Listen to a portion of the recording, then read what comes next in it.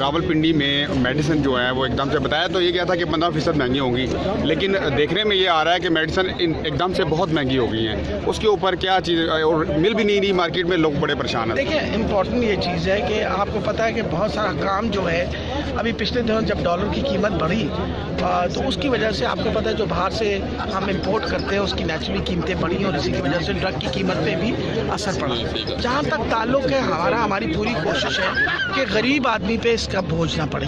آپ کو پتہ ہے کہ پچھلے ماہ سے ہم نے ہیلتھ کارڈ ڈسٹریبیوٹ کرنے شروع کر دیے تاکہ اگر مریض ہسپتال میں جائیں اور ایمرجنسی ہو یا ان کو داخلے کی ضرورت پڑے ان کو اپنی کوئی دوائی جو ہے وہ خریدنے کی ضرورت نہ پڑے. ایک تو یہ کر رہے ہیں. دوسری بات ہے اپنے ہسپتالوں کے اندر جہاں ہم فری پیشنٹس دیکھتے ہیں وہاں بھی پوری کوشش کریں کہ انڈور لیبر روم ایمرجنسی ادھر میڈیسن سب اویلیبل کریں. یہ اس مرتبہ 34 ارب روپے کا بجٹ ہم خرچ کر رہے ہیں پنجاب کے لوگوں کے لیے دوائی خریدنے کا، اور اس کے علاوہ 18 ارب روپے خرچ کرنے لگے ہیں کارڈز بانٹنے کے لیے.